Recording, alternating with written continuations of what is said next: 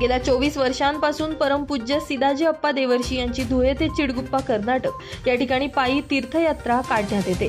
दरवर्षीप्रमाणे यावर्षी देखील या पायी दिंडीचं आयोजन करण्यात आलं असून शुक्रवारी कालिका माता मंदिर शिवाजी रोड या ठिकाणाहून या दिंडीला सुरुवात करण्यात आली। वीरशैव लिंगायत गवळी समाजाचे आद्य गुरु म्हणून परमपूज्य सिदाजी अप्पा देवर्षी यांना ओळखलं जातं।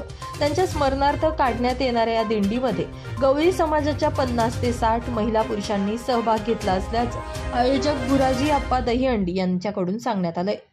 धुळे, चाळीसगाव, संभाजीनगर, जालना मार्गे चिडगुप्पा कर्नाटक या ठिकाणी या दिंडीचा समारोप करण्यात येणार असून सुमारे 1.5 महिन्याचा कालावधी या दिंडीसाठी लागत असल्याचं देखील यावेळी सांगण्यात आलंय। लिंगायत गवळी समाजाचे आद्य गुरु परमपूज्य श्री सिदाजी अप्पा यांची दिंडी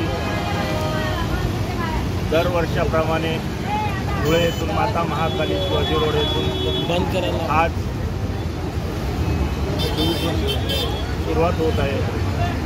ही दिंडी जवळजवळ धुळे ते चिडगुप्पा 1.5 महिना पायी प्रवास करते। धुळ्यातील सर्व गवळी समाज, वीरशैव लिंगायत गवळी समाज या दिंडीत प्रामुख्याने सर्व हजर राहतात। आता जवळजवळ 40 ते 50 पायी जाणारे आहेत। हळूहळू ही दिंडी प्रमाणात प्रवास करते। तरी सर्व गवळी समाजांकडून मी याचे आभार मानतो। आता 24 वर्ष हे पायी दिंडीचं आहे, पुढे अशी सतत चालू। दरम्यान या दिंडी प्रस्थान सोहळ्याप्रसंगी लक्ष्मणप्पा उदगीकर, भागवत शेठ नागपुरी, रखमाजी याद बोले, भटू आप्पा लंगोटे, कचरू आप्पा बारसे, लक्ष्मण दहीहंडी तसेच गवळी समाज, महिला, पुरुष आणि बालगोपाल मोठ्या संख्येने उपस्थित होते।